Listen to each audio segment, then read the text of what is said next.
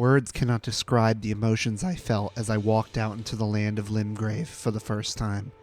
I was left awestruck by the beauty in front of me, the sheer scale of the world filling my heart with a joy I cannot even begin to describe. And then I was promptly murdered by a golden guy on a horse. And I loved it! Warning, this video will feature spoilers for the first area of Elden Ring. My first few hours of Elden Ring were filled with two extremes. The extreme wonder I received from exploring the world, and the extreme difficulty of the gameplay I was faced with. The incredible combination of these elements is what has so far stuck out to me so much about this game. The world is massive, imposingly so, and around every corner is some dungeon to be found or weapon to be discovered. However, in order to process the true breadth of the world, you must be ready to fight, and fight hard. So many open world games nowadays have a tendency to bore me. This is usually due to their extreme lack of challenge and how empty their worlds are. Elden Ring has neither of these problems.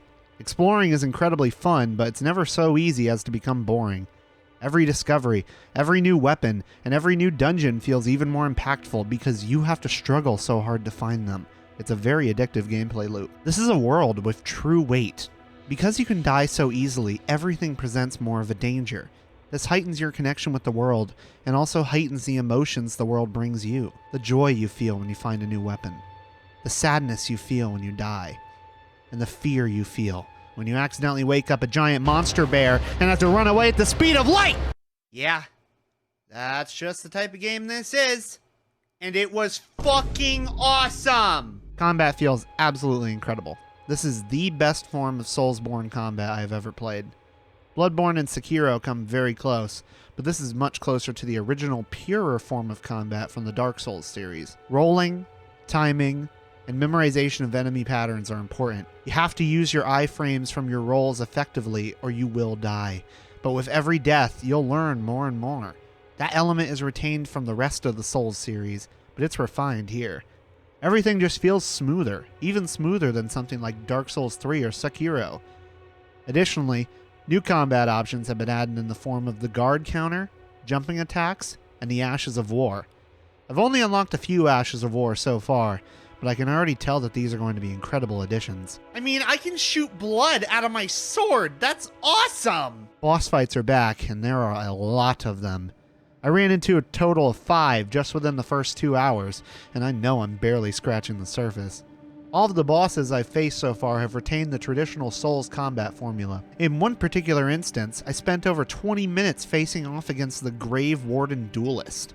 At first, I was less aggressive and couldn't get any hits in, but as I learned the timing for the boss, I was able to dodge 90% of his attacks and backstab him multiple times for massive damage! That's a lot of damage! It's this feeling of mastery that makes Souls games truly satisfying.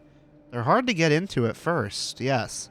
But when you conquer their systems and make them work for you, you feel like a god. However, not all is well in the lands between. I played the game on PC with the day 1 patch installed, and I'm afraid to say that performance is honestly pretty bad. So yeah, this fuckery that you just saw, that's just the PC port being sussy. I had a lot of issues of stuttering and slowdown that I don't usually see in other games. In other games, I will occasionally have frame rate problems, but the game will still carry along at its normal pace. In Elden Ring, the entire game slows down and occasionally stops for a second or two while I guess it tries to catch up. I'm not particularly bothered because I just don't care as much about performance problems that much these days, and I'm also enjoying the game too much to really care.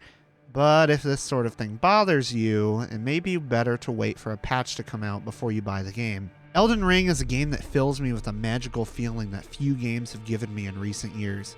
It's the type of magic that I yearn for from games, the type of magic that gaming gave me as a child. Playing games like The Legend of Zelda or classic 3D platformers. It's the feeling of discovery, of building a character just the way you like them, of gaining new abilities, and of having your own adventure. Elden Ring lets you decide what you want to do on your adventure, not some predetermined path the developers force you down. It's for this reason I have fallen in love with the game after only a few hours, and I'm already considering it my Game of the Year contender. I cannot wait to keep exploring the lands between. Thank you guys so much for watching. If you like this kind of content, please don't be afraid to like and subscribe. This is my first video in this sort of scripted out format, so if you like this video, please leave a comment letting me know. I'd really appreciate it. I'm very interested in pursuing this sort of content going forward, so just please let me know your thoughts and any ways I can improve, especially. Always on the hunt for improvement. So thank you guys so much for watching. Please don't be afraid to check me out over on Twitter and Twitch. Those links are in the description. And yeah, thank you so much. My name is Night Paradox, and I hope that you all have a wonderful night.